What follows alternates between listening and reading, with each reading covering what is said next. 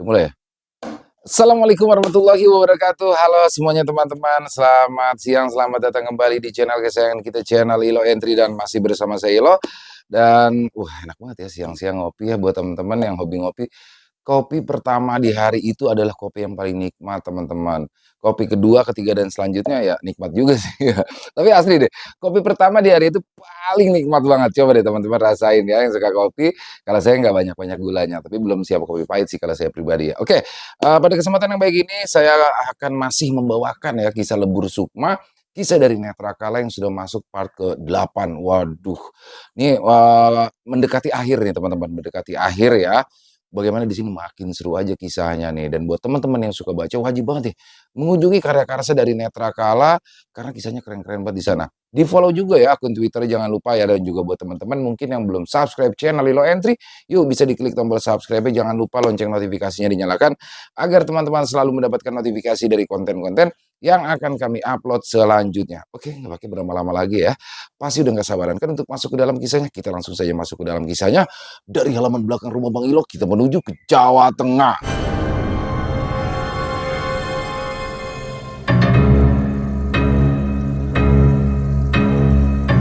Malam jahanam di rumah kakek. Lebur Sukma part 8.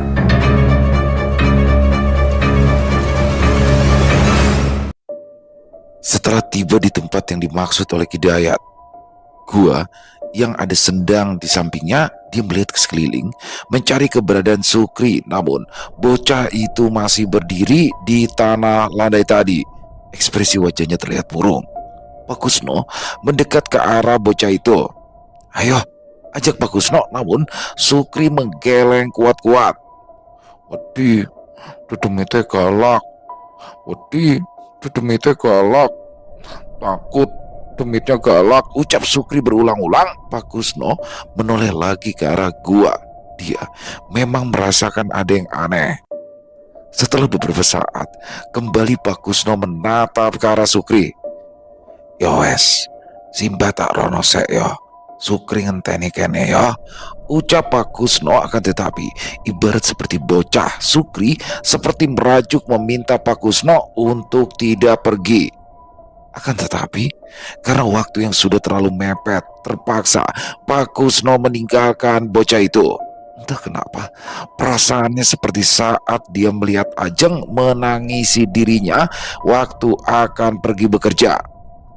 Tepat sewaktu matahari terbenam, Pak Kusno sampai di mulut gua yang dulu pernah ia sambangi bersama Sukma Haji.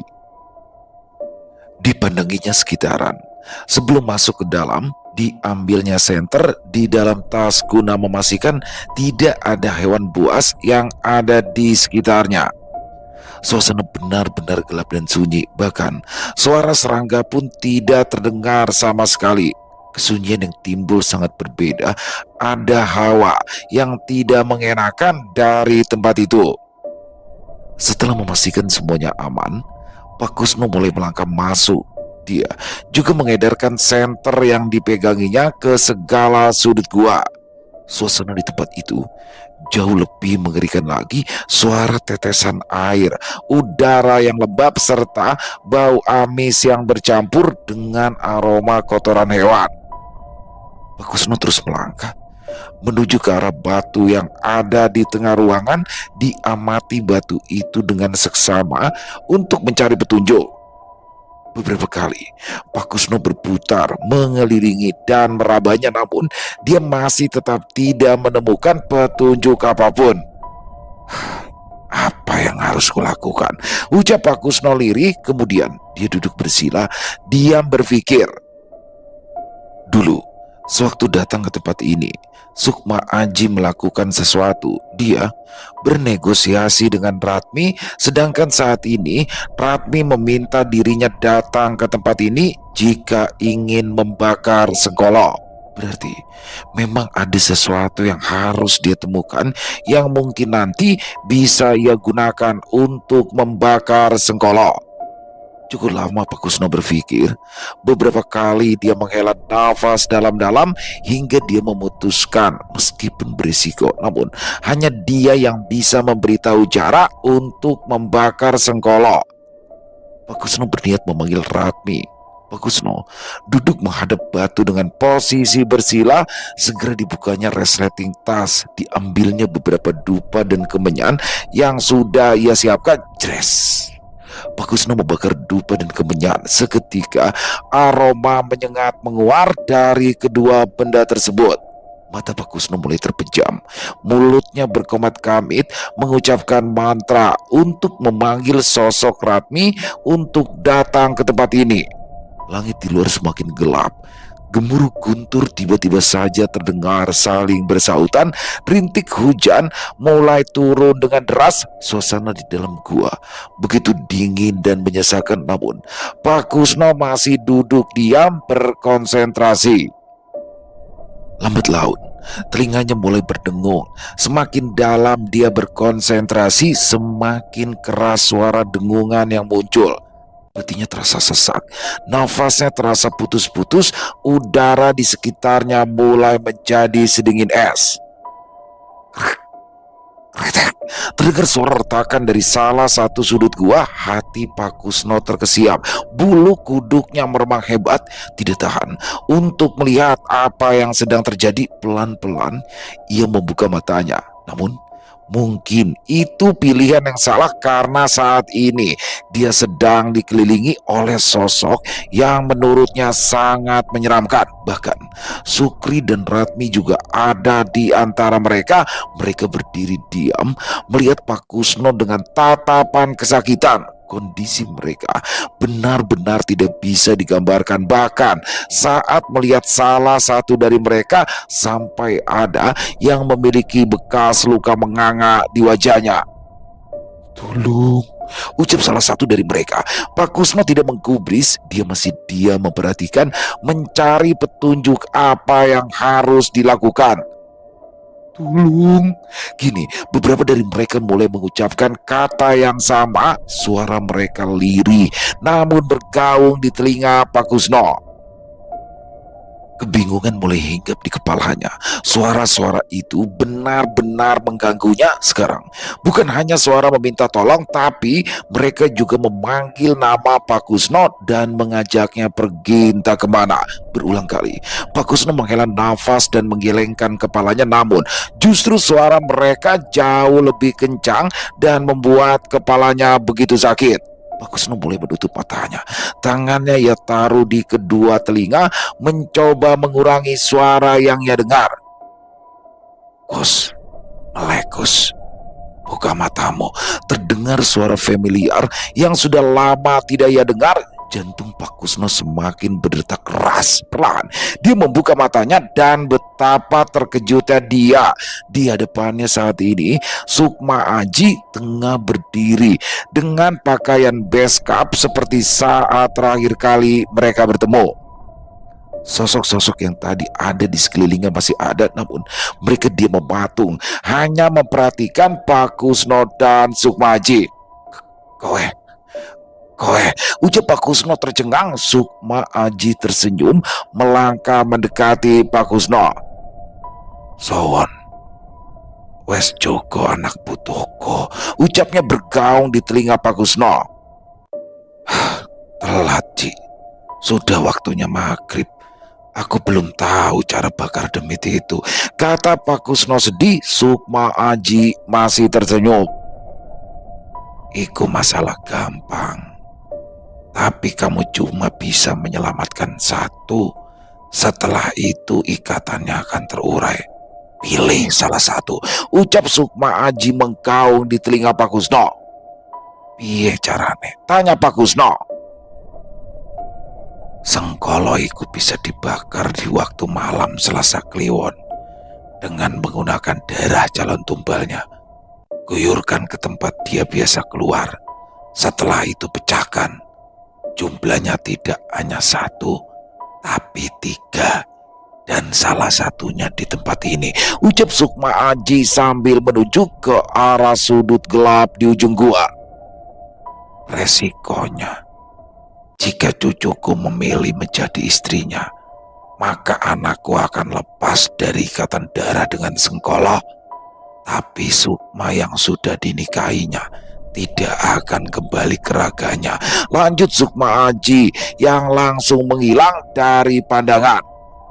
Pak Kusno terkesiap mendengar penuturan dari Sukma Aji. Tidak mungkin, dia harus memilih salah satu dari Ahmad ataupun Dinda. Tapi waktu semakin memburu. Dalam ketergesaannya muncullah pikiran gila. Mungkin dengan begini bisa menyelamatkan mereka berdua, ucap Pak Kusno sambil berdiri dari duduknya. Sosok yang sedari tadi ada di sekeliling Pak Kusno masih diam membisu. Pandangan mereka benar-benar kosong. Belum lagi bau anyir dan bangkai yang memualkan. Dengan langkah berani, Pak Kusno mulai bergerak menuju ke sudut ruangan. Kewaspadaan Pak Kusno meningkat. Nafasnya memburu. Dia tahu dari tempat itulah Sengkolo muncul saat ingin mengambil Sukri. Kini, Pak Kusno sudah sampai di ujung gua. Dia menghidupkan senter yang ada di tangannya. Pada awalnya, dia tidak melihat sesuatu yang mencurigakan. Hingga saat mengarahkan ke bawah, Pak Kusno menemukan cermin persegi kecil dengan ukuran 20 kali 15 cm. Segera diberjongkok. Diambilnya cermin kusam penuh dengan noda hitam itu. Namun, baru saja Pak Kusno mengangkat untuk melihat lebih detail, tiba-tiba saja ada yang menghantam tubuhnya dengan keras. Boom! Pak Kusno terlempar keras ke belakang. Dadanya terasa sakit. Ingatan akan ular yang ia temui di pohon bambu kembar kembali muncul di kepalanya. Spontan Pak Kusno mengarahkan senternya ke arah depan. Namun bukan si ular yang ia temui, justru sosok Sengkolo yang kini sudah berdiri dengan tatapan menghunus ke arahnya. Pak Kusno mundur dengan menyeret pantatnya. Dia tahu sosok itu tidak akan segan-segan membunuhnya. Wes ketemu, saya digolei, tanya Sengkolo dengan suara cukup keras bergaung memenuhi ruangan. Pak Kusno tidak menjawab. Matanya masih menatap ke arah Sengkolo. Balik no cermin iku ke tempatnya. Aku jamin nyawamu bakal selamat, kata Sengkolo. Pak Kusno menggeleng. Rasudi, ucap Pak Kusno lantang. Sengkolo terlihat marah. Ia menggeram, kemudian bergerak cepat ke arah Pak Kusno. Sejurus kemudian, tubuh Pak Kusno terangkat dengan mudah. Kakinya menggantung, lehernya tercekik dengan kuat. Menungso sombong, sudah kuberitahu, aku hanya datang untuk menagih janji, kata Sengkolo yang langsung melemparkan Pak Kusno dengan kencang. Brak! Tubuh Pak Kusno menghantam dinding gua dengan keras. Seketika badannya terasa ngilu. Bahkan darah segar juga keluar saat ia terbatuk. Lagi-lagi tubuh Pak Kusno bergerak sendiri sekarang, seperti ada yang menyeret kakinya dengan keras. Rang Pak Kusno saat dirinya kembali dilemparkan ke atas dan menumbuk tanah dengan keras. Nafas Pak Kusno sudah tersengal-sengal. Tenaganya sudah habis. Dari pagi ia belum beristirahat sama sekali. Hanya ada satu kesempatan. Dilihatnya Sengkolo sedang menyeringai memandanginya, siap untuk membunuh kapanpun dia mau.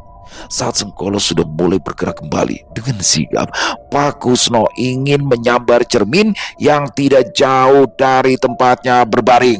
Tangannya sudah hampir mencapai cermin itu, tapi kembali ada tangan yang tak terlihat yang menarik kakinya dengan keras. Kembali Pak Kusno terpelanting menjauh dari cermin yang ada di dekat batu memanjang. Dia berusaha untuk berdiri, namun dada dan kakinya terasa begitu sakit. Kemudian dia mencoba untuk merangkak mendekati cermin itu. Saat sudah hampir mencapai cermin itu, Pak Kusno kembali merasakan ada yang memegangi kakinya. Namun dia juga merasakan sensasi dingin di tangan kanannya. Ayo Mbah, "Cepet Mbah," ucap Sukri berbisik di telinga Pak Kusno. Tetapi tubuh tua itu sudah melemah. Tarikan kuat kembali ia rasakan. Dalam sekali hentakan semuanya menjadi gelap. Pak Kusno pingsan seketika karena serangan bertubi-tubi dari Sengkolo. Sementara itu, di kediaman Sukma Aji, setelah Dinda berdiri, dia merasakan ada yang sedang memperhatikannya. Ditengok ke sekitar, namun ia tidak mendapati siapapun. Dinda kembali melangkah, mencoba menghiraukan perasaannya, hingga saat menoleh ke arah kamar Ahmad, dia melihat laki-laki itu tengah berdiri memperhatikannya dari balik jendela. Pada awalnya, Dinda mengira kalau Ahmad sedang membutuhkan sesuatu, namun ketika berada di jarak yang sudah dekat, dia menyadari ada yang aneh. Sorot mata ayahnya terlihat begitu tajam dan tidak manusiawi. Dinda berhenti.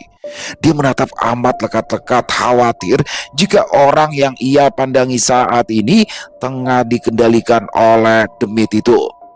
Cukup lama mereka saling pandang, hingga tiba-tiba saja Ahmad tersenyum menyeringai dan melangkah menjauh dari jendela. Refleks Dinda menyentuh kantung celananya, memastikan kalau pisau lipat pemberian dari Mbak Marni tadi masih berada di sana. Dinda menunggu kalau Ahmad keluar rumah dan menyambanginya, namun setelah beberapa saat laki-laki itu tak kunjung menampakkan batang hidungnya. Seketika ada yang jatuh di dasar perut Dinda. Kecuriganya timbul sejalan dengan hembusan angin yang cukup kuat. Buru-buru dia melangkah, setengah berlari menuju ke arah dapur.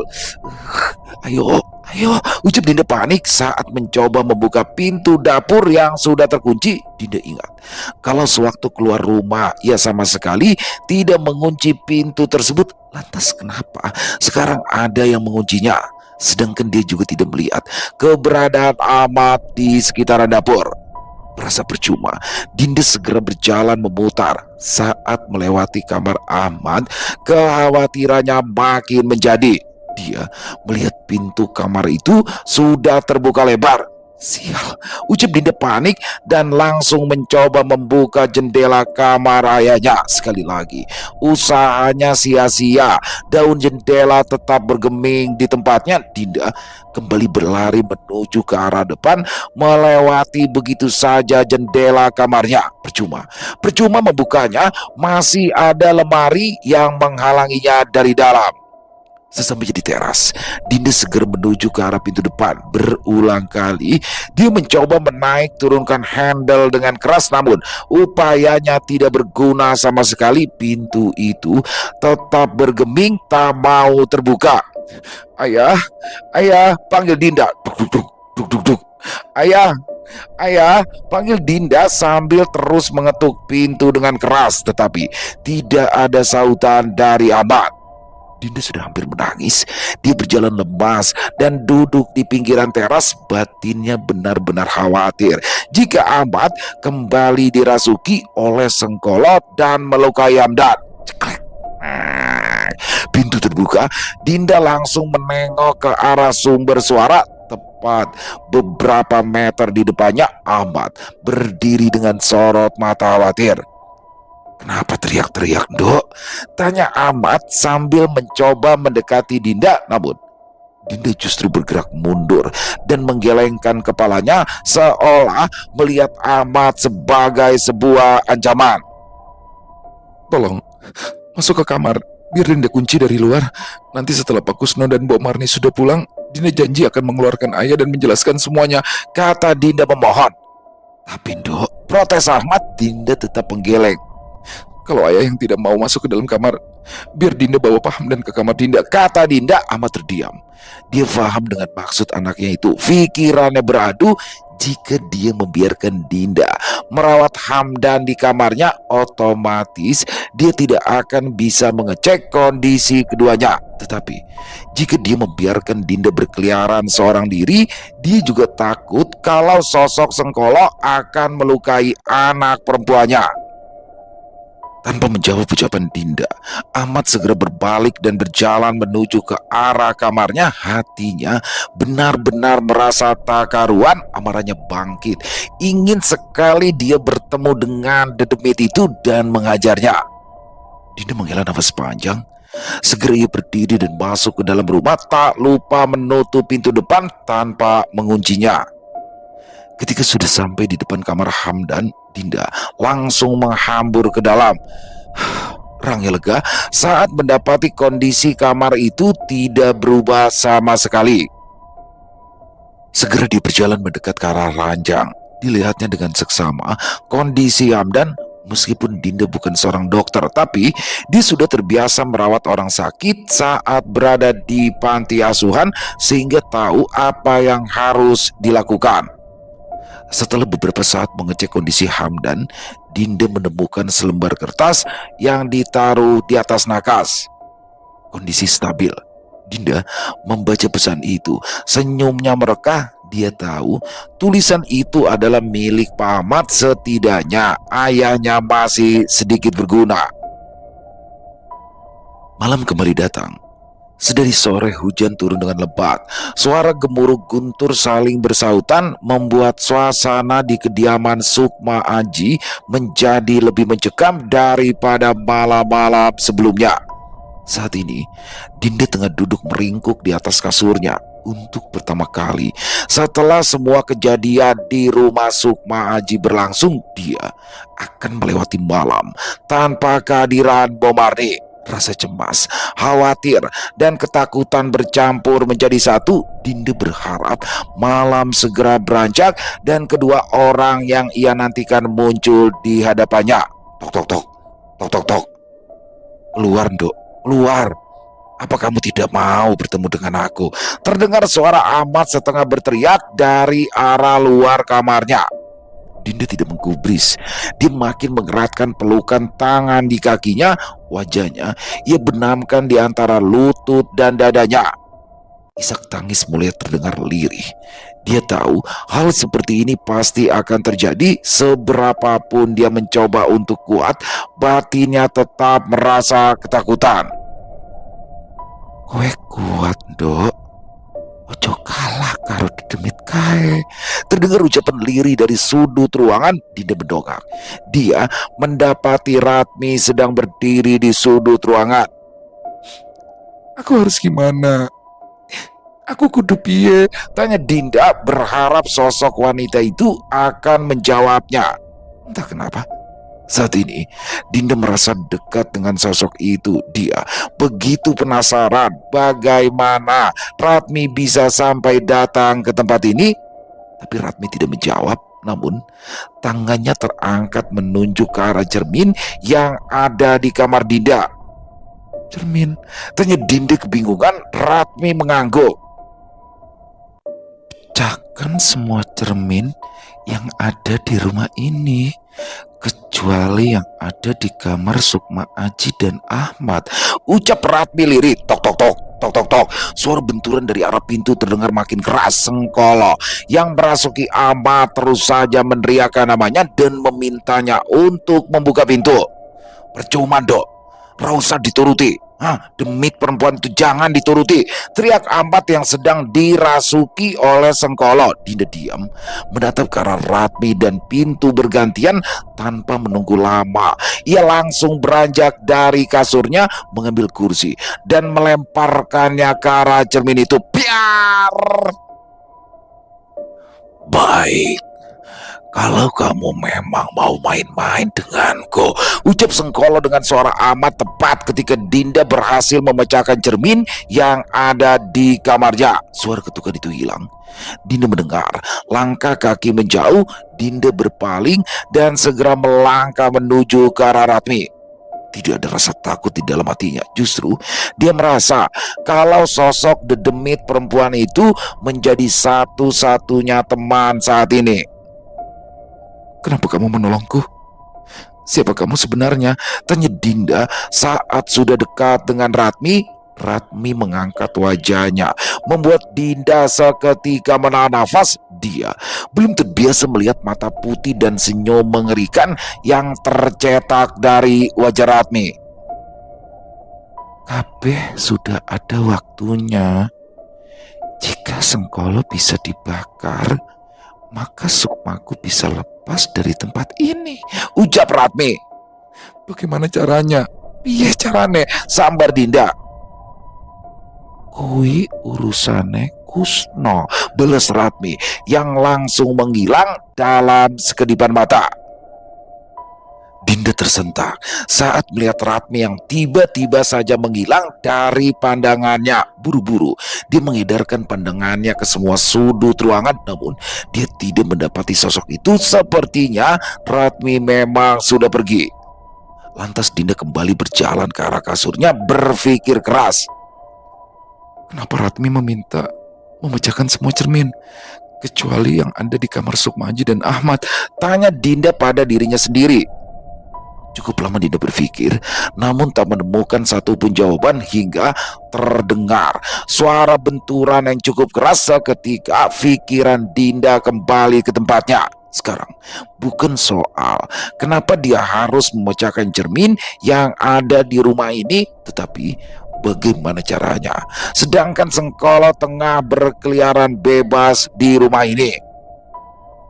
Dinda segera beranjak menuju ke arah pintu kamarnya. Jika hitungannya tidak salah, ada 5 cermin di rumah ini. 1 sudah ia pecahkan, berarti tinggal 2 lagi, yaitu di kamar yang ditempati oleh Hamdan dan 1 kamar lainnya. Sebelum keluar kamar, Dinda mengecek terlebih dulu pisau lipat pemberian dari Mbok Marni. Setelah yakin jika pisau itu masih aman di kantung celananya, barulah ia berani membuka pintu kamarnya.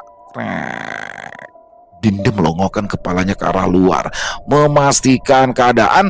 Saat sudah yakin tidak ada sosok Ahmad di sekitarnya, buru-buru dia melangkahkan kakinya. Dinda bergidik. Tak kenapa, suasana di rumah ini terasa begitu mencekam, ditambah rintik hujan menjadikan tempat ini seperti sarang hantu yang tidak layak ditempati oleh manusia. Kali ini Dinda berjalan dalam keremangan.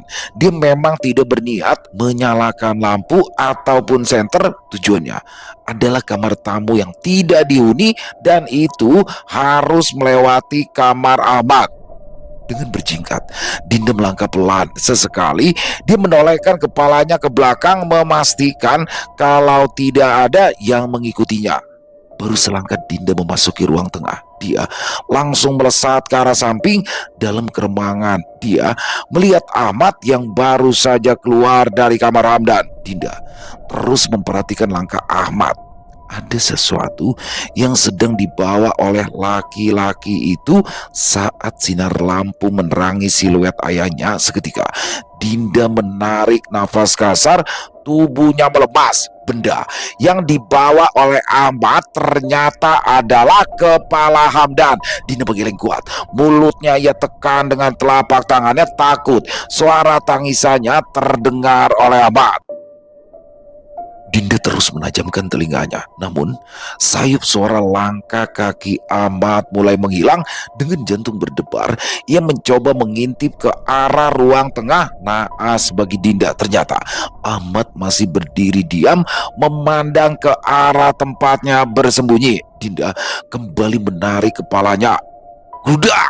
Sebuah benda terjatuh tepat di sisi Dinda dan menggelinding pelan. Dinda mengerang hebat.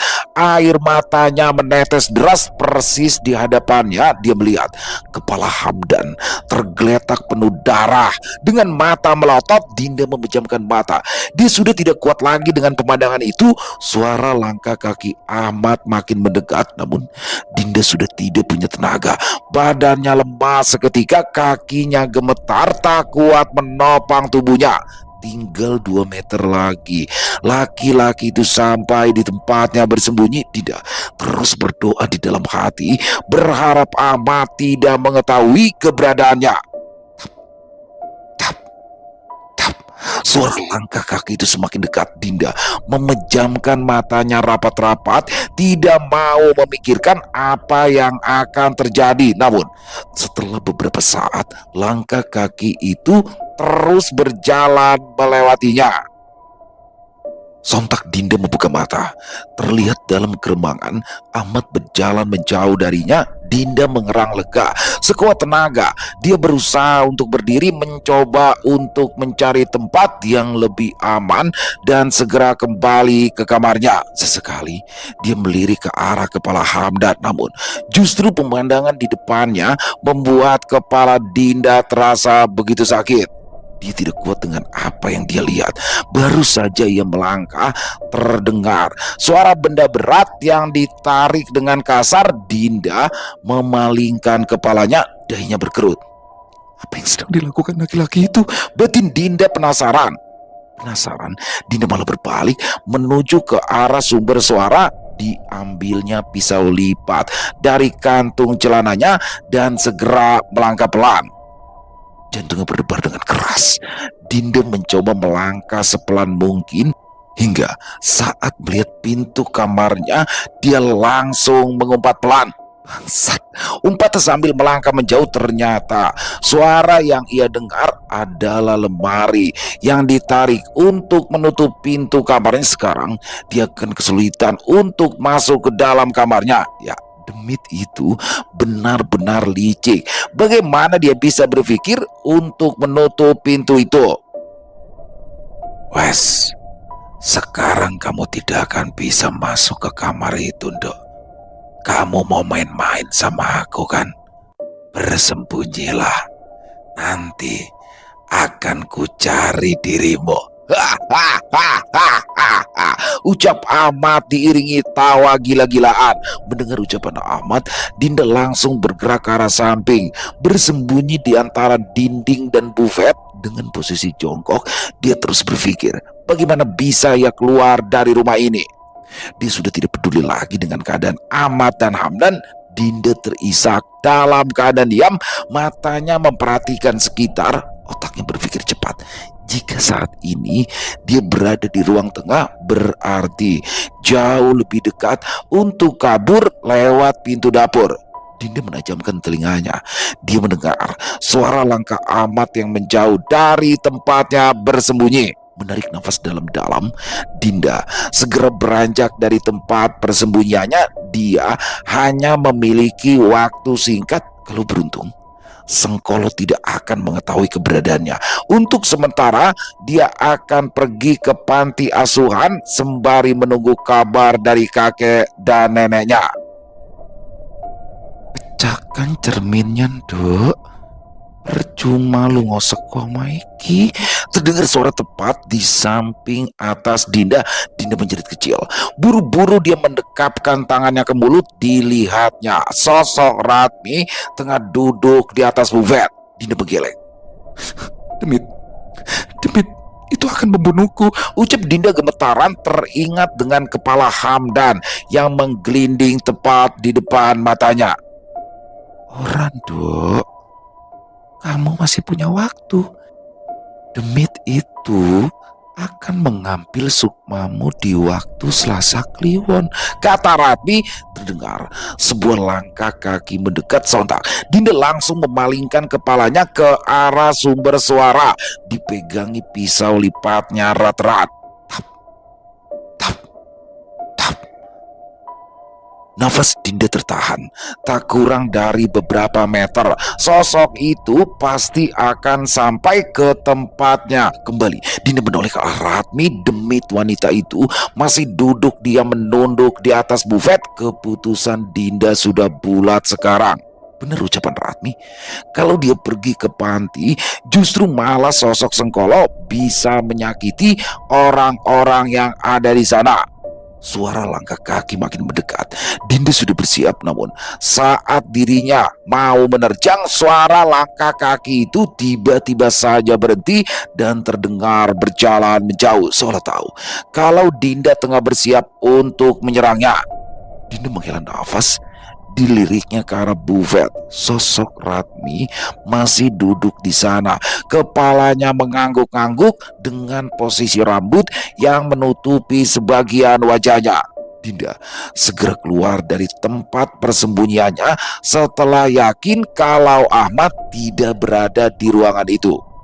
Buru-buru dia melangkah menuju kamar tamu. Klek, ceklek, klek. Berulang kali Dinda mencoba membuka pintu dengan menaik turunkan handle, namun pintu itu bergeming, padahal dia yakin kalau semua pintu kamar sebelumnya tidak terkunci sama sekali. Beberapa kali dia mencoba untuk mendobrak, tetapi kekuatannya tidak mampu membuatnya terbuka. Dinda langsung berbalik. Dia berpikir untuk masuk saja lewat jendela. Sesaat dia memperhatikan pintu kamar yang ditempati oleh Pak Hamdan. Seketika Dinda menelan ludah, matanya berkaca-kaca. Dia tidak bisa membayangkan apa yang akan dilihatnya di dalam kamar itu. Buru-buru dia melangkah menuju ke arah dapur.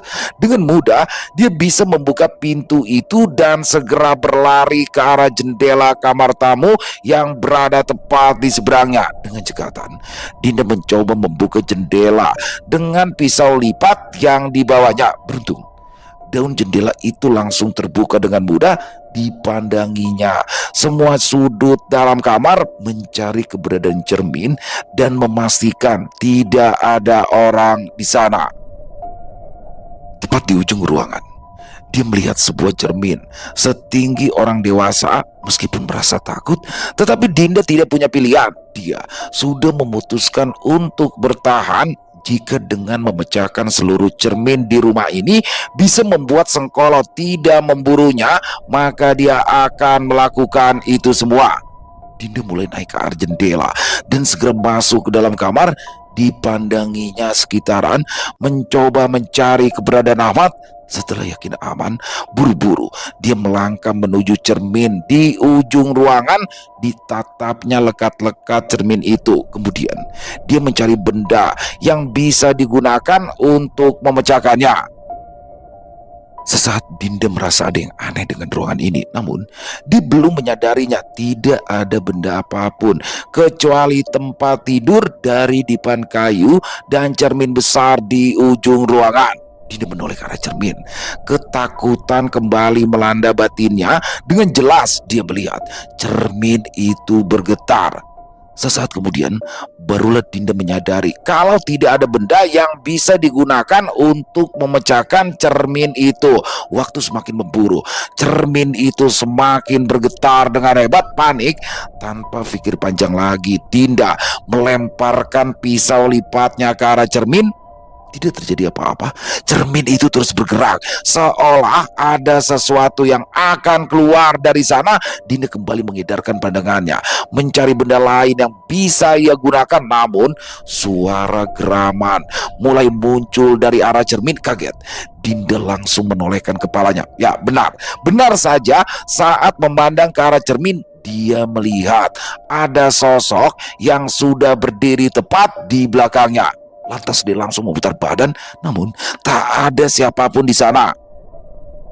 Nafas Dinda memburu hebat, kembali menoleh ke arah cermin. Jantungnya berdetak kencang. Sosok Sengkolo masih berdiri di sana dengan senyum mengerikan. Kemudian sebuah tangan mulai muncul di permukaan cermin, seperti menggapai pinggiran bingkai. Dinda mengerang. Dia hanya punya waktu sebentar. Tanpa memikirkan apa yang akan terjadi, nekat Dinda berlari dan langsung menghantamkan tangannya ke arah cermin itu. Suara pecahan cermin saat bertumbukan dengan kepalan tangan Dinda. Rang Dinda saat mendapati darah menetes dari tangan kanannya. Buru-buru Dinda menyadarkan punggungnya ke dinding, menahan rasa perih yang timbul akibat pukulannya tadi. Dilihatnya ada beberapa kaca kecil yang menancap di ujung kulit tangan kanannya. Perlahan Dinda mencabuti pecahan cermin itu. Rasa perih yang ditimbulkan membuatnya menyerngit, menahan rasa sakit. Setelah beberapa saat dia bangkit, mengambil pisau lipatnya dan berjalan ke arah kasur. Dinda menyambar spray dan langsung memotongnya. Bu Marni bakalan marah-marah ini, ucap Dinda setengah tersenyum kecut saat melihat spray yang sudah terkoyak dan berlumuran darahnya. Kemudian dia menyandarkan punggungnya di dipan dan mulai membebat tangan kanannya.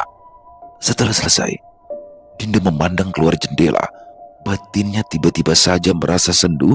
Seketika Dinda menangis sesenggukan. Dia kembali teringat dengan Adit, Bu Nawang, dan anak-anak panti. Jika saja dia tidak menerima ajakan Hamdan untuk pulang ke rumah ini, mungkin semuanya akan berbeda. Terdengar suara derik jendela yang bergetar. Angin berembus dengan kencang, menerpa wajah Dinda yang basah karena air mata. Ojo kalah ya nduk, karo dedemit kae. Awakmu kuat. Tak kancane ngasih Kusno muleh neng panggonan iki. Jangan kalah ya nduk.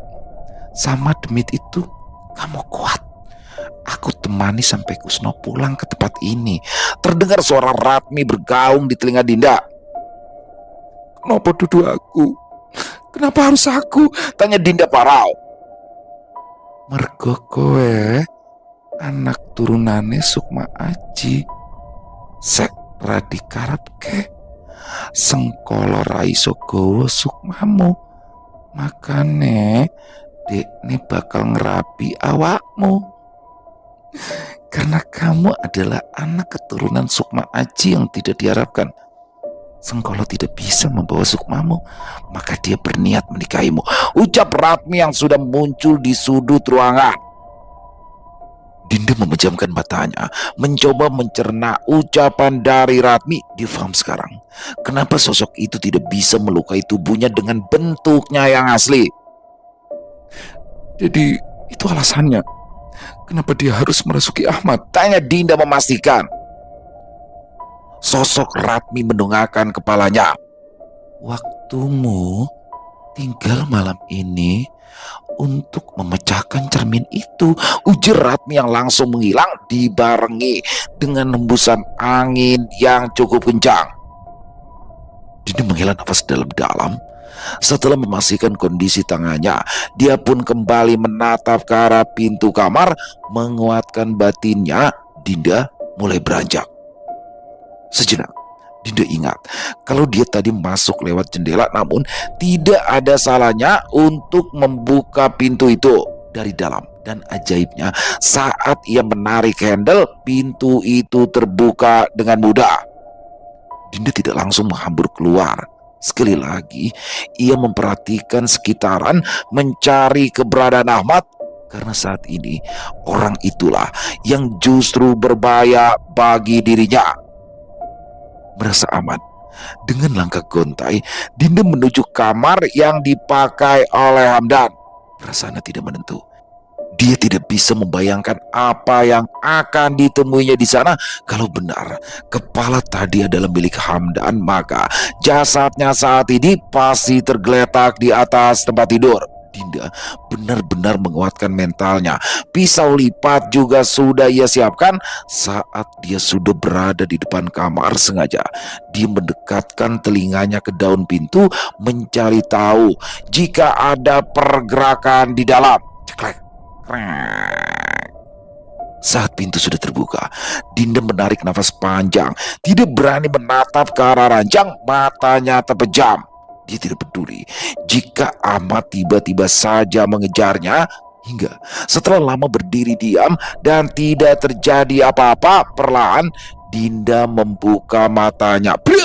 Begitu kagetnya Dinda sampai tubuhnya membentur daun pintu. Dinda melihat pemandangan yang mengerikan. Jasad Ahmad tergantung tepat di atas tubuh Hamdan. Dinda meraung. Dia benar-benar tak bisa melihat apa yang ada di depannya. Pemandangan itu terlalu menyakitkan baginya. Tubuhnya merosot. Isak tangisnya pecah. Bajingan kamu Sengkolo, jerit Dinda. Pandangan Dinda nanar melihat jasad Ahmad dengan kondisi yang mengenaskan. Darah menetes dari hidung dan lidahnya yang terjulur. Rasa marah memuncak di dalam hatinya. Dinda segera bangkit, menatap cermin yang ada di sudut ruangan dengan pandangan kesumat. Dia kembali menatap ke arah jasad Ahmad. Maafkan Dinda ya. Maafin Dinda, ucapnya parau. Hatinya terasa begitu sakit. Cerminnya nduk, Ucap suara di kepala Dinda kembali. Dia menatap ke arah cermin itu, langkahnya gontai, pandangannya kabur. Dengan air mata, Dinda mengambil kursi yang ada di depan meja. Diangkatnya benda itu tinggi-tinggi, namun belum sempat dia melemparkannya, tiba-tiba saja dia merasakan sesuatu mencengkram tangannya. Brak! Seketika Dinda terlempar ke arah belakang, tubuhnya langsung terjatuh ke lantai. Dia mengerang dengan hebat. Punggung dan tangan kanannya terasa sakit sekali. Kembali terdengar suara retakan dari arah cermin. Dinda yang belum bisa berpikir jernih, tidak menyadari hal itu. Dia masih menahan rasa sakit di tubuhnya. Cermin itu terus berkertak, menimbulkan bunyi yang menyeramkan. Menyadari ada yang tidak beres, Dinda mencoba untuk kembali berdiri. Namun aneh, seperti ada yang sedang mencengkram kakinya dengan kuat. Sekali hentakan, tubuh Dinda diseret menjauh dari kursi yang mau dia pakai untuk menghancurkan cermin itu. Dinda menggapai-gapai mencari benda yang bisa digunakan untuk menahan tubuhnya yang bergerak sendiri. Beruntung, tangannya tidak jauh dari kaki ranjang. Buru-buru, Dinda meraih benda itu sekuat tenaga. Dia menahan tarikan yang berasal dari kakinya. "Mingkat!" teriak Dinda saat ranjang mulai ikut bergerak. Entah apa yang terjadi, tiba-tiba saja tarikan itu menghilang. Tubuh bagian bawah Dinda langsung terjatuh ke lantai ubin batu dengan bunyi yang cukup keras. Dinda buru-buru membalikkan tubuh dan menarik kakinya sampai menyentuh dadanya. Nafasnya bergemuruh. Dia tidak menyangka kalau Sengkolo mampu menyentuh tubuhnya tanpa dengan menggunakan fisik manusia. Cermin itu terus mengeluarkan bunyi gemertak. Peran sosok yang menghuni di dalamnya pun muncul. Berawal dari tangan bersisik yang mencengkram kedua sisi cermin, kemudian kepala botak dengan rambut yang sudah jarang, barulah diikuti oleh badan dan kaki. Seketika udara di sekitar kamar itu menjadi begitu sesak. Aroma bunga mawar menguar dengan hebat, membuat kepala Dinda begitu pusing. Kini tepat beberapa meter di depan Dinda, sosok Sengkolo sudah berdiri menatap dengan matanya yang juling. Dinda menggerang. Dia langsung memundurkan tubuhnya menjauh dari sosok Sengkolo. Sengkolo berjalan pelan ke arah Dinda. Langkah kakinya tidak mengeluarkan bunyi sama sekali. "Mingkat! Mingkat!" jerit Dinda. Sosok Sengkolo langsung berhenti. Dia menatap Dinda tanpa berkedip. Mulutnya yang berupa garis lurus tertarik ke belakang, membentuk senyuman paling mengerikan yang pernah ia lihat. "Aku hanya menagih janjiku," kata Sengkolo bergaung di sekitar Dinda, membuat bulu kuduknya merbang. Dinda diam tidak menjawab. Dia terus saja menggelengkan kepalanya, berharap ada seseorang yang menolongnya. "Aku es ngomong karo awakmu, ojo main-main karo aku," ucap Sengkolo sambil melangkah menuju Dinda yang meringkuk di ujung ruangan. Dinda terus menggeleng.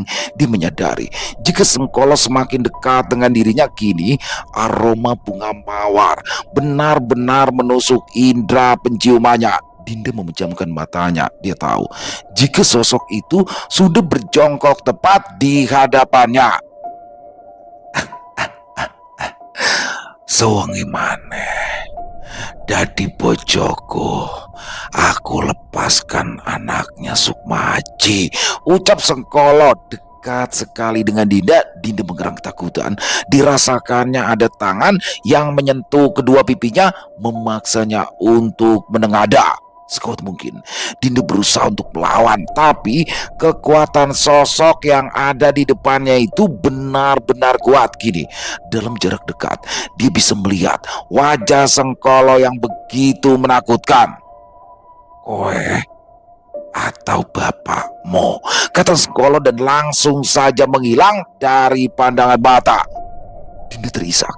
Dia kembali membenamkan wajahnya di antara lutut dan dadanya. Dia tidak paham apa yang dimaksud oleh Sengkolo, padahal jelas sekali dia tadi melihat jasad Ahmad yang tergantung di atas tubuh Hamdan yang tidak memiliki kepala. Tap, tap, tap. Astagfirullah, Dok, kamu kenapa? Terdengar suara berat dan langkah kaki. Dinda bergeming. Dadanya masih terasa sesak mengingat kondisi sang ayah. Tangisnya begitu pilu, membuat siapa saja yang melihat pasti akan merasakan sakit yang sama. Dok, kamu kenapa, Dok? Sekali lagi suara itu bertanya. Dinda masih tidak menjawab. Tiba-tiba saja orang itu langsung memeluknya dengan erat, namun justru itu yang membuat tangisannya semakin keras. Ayah, ayah ucap Dinda parau. Dok, sabar, ini ayah, ucap Ahmad yang masih terus mendekap Dinda dengan erat. Dinda menggeleng. Ayah ayah sudah meninggal, ucap Dinda yang masih mengira kalau orang yang ada di depannya itu adalah Pak Kusno. Dok, buka mata kamu, Dok. Ini ayah, kata Ahmad, mencoba membuat Dinda menatap ke arahnya. Dinda tersentak. Dia langsung membuka matanya. Melihat Ahmad yang berada di hadapannya, dia menghambur, memeluknya dengan erat. Ini beneran ayah? Tanya Dinda parau. Iya, Dok. Ini ayah, ucap Ahmad sambil mengeratkan pelukannya. Setelah beberapa saat, akhirnya Dinda pun mulai tenang. Kesadarannya kembali pulih sontak. Dia melihat ke arah ranjang, namun jasad Ahmad yang tergantung sudah tidak ada. Dinda kebingungan. Ia kembali menatap Ahmad yang juga terlihat bingung. Seketika ia memukul ayahnya dengan keras sampai lelaki itu terjengkang ke belakang. Aduh, kamu itu kenapa, Tondo? Rang Ahmad. Dinda tidak menjawab. Dia langsung beranjak. Sekilas dia melihat ke arah kasur. Dengan jelas dia melihat Hamdan masih tergeletak tak sadarkan diri dengan kondisi tubuh yang masih lengkap. Sempoyongan, Dinda berjalan ke arah kursi yang tergeletak tak jauh dari tempatnya tadi. Diambilnya kursi itu dan diangkatnya tinggi-tinggi. Sejurus kemudian dia langsung melemparkannya ke arah cermin. Bang! Suara pecahan cermin terdengar jelas di telinga Dinda. Dia sudah muak sekali dengan sosok Sengkolo. Semoga dengan hancurnya cermin itu, sosok Sengkolo tidak akan pernah bisa muncul lagi. Selesai. Wow, luar biasa. Oh, ini salah satu episode terhoror dari kisah Lebur Sukma asli. Serem banget nih. Wah, ini pinter banget ya terkala bikinnya nih. Asli benar-benar mendebarkan buat bagaimana ngebayangin jadi seorang Dinda di dalam rumah bersama ayahnya, tapi ayahnya kerasukan terus nih sama sosok iblis mengerikan. Dan bagaimana juga ada sosok teman ayahnya yang terkapar tidak berdaya karena kepalanya yang cedera. Dan scene horor menurut saya yang paling mengerikan adalah ketika Pak Ahmad ya, orang tua atau ayah dari Dinda tuh lagi nenteng, keluar dari kamar terus nenteng kepalanya Hamdan. Waduh, asli itu ngeri banget. Dilemparin lagi kepalanya gitu ya kan, gelinding di depan Dinda. Dinda udah, wah ini asli nih menurut saya ini adalah episode terngeri ya menurut saya ini, karena ngebayangin jadi Dinda sendirian di dalam rumah loh, ketakutan kayak gitu. Yang mana pada akhirnya dia bertemu sosok Ratmi dan disuruh mecahin semua kaca yang ada di rumah itu, dan akhirnya dia pecahin dengan segala perjuangannya. Dan bagaimana di sini dia melihat sosok ayahnya tergantung di dalam kamarnya bersama Hamdan di bawahnya. Tapi ternyata semua itu hanya ilusi yang diciptakan oleh sosok Sengkolo. Waduh, berarti bener banget ya. Sengkolo itu bisa meniru menjadi siapa aja dan bisa ngapain aja. Padahal sosok ayahnya itu nggak kenapa-napa. Dan juga sosok Hamdan juga masih utuh. Ternyata kepalanya nggak, itu hanya bener-bener ilusi. Tapi kan tetap aja ngeri banget, darahnya udah bercecer. Wow, makin seru aja. Ini udah part 8, besok berarti part 9.